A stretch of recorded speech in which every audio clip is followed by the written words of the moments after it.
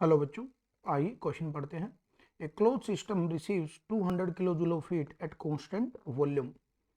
It then rejects 100 kilo joule of heat while it had 50 kilojoule of work done on it at constant pressure. If an adiabatic process can be found which will restore the system to its initial state, the work done by the system during this process will be. हमें बताना है third system में जो adiabatic है उसमें work done क्या होगा।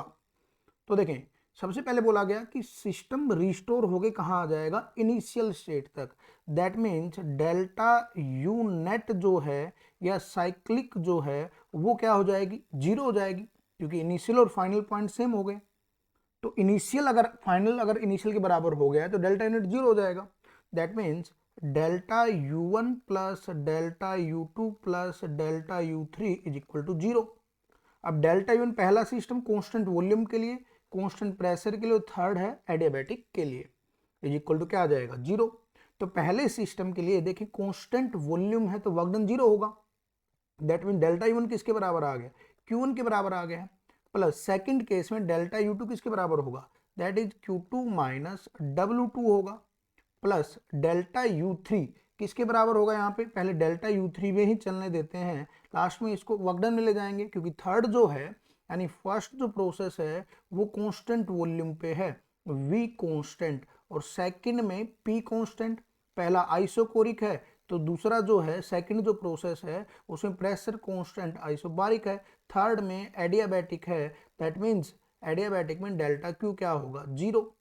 तो पहले प्रोसेस के लिए ये लिख दिया, दूसरे के लिए लिख सकते हैं, थर्ड के लिए इसको डेल्टा क्यू जीरो है, दैट मीन्स यू थ्री को जो भी आएगा उसको क्या लिख सकते हैं, माइनस और डब्ल्यू थ्री लिख सकते हैं। तो सबसे पहले क्या बोला 200 किलो जूल रिसीव की है, यानी plus 200 kilo joule. Kilo joule में ऑप्शन है तो उसी में रखते हैं।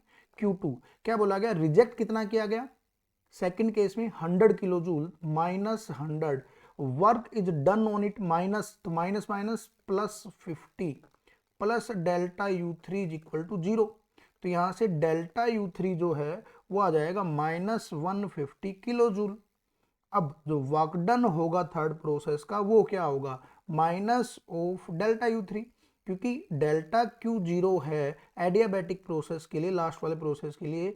तो डेल्टा डब्ल्यू किसके बराबर होगा, माइनस ऑफ डेल्टा यू के बराबर। तो यहां से वर्क डन कितना आएगा, माइनस ऑफ दिस, तो माइनस ऑफ दिस मतलब माइनस का प्लस हो जाएगा, माइनस माइनस, तो 150 किलो जूल। तो थर्ड प्रोसेस के लिए जो वर्क डन है वो आएगा 150 किलो जूल। तो C will be our answer. Hope आपको क्वेश्चन समझ में आया होगा। All the best.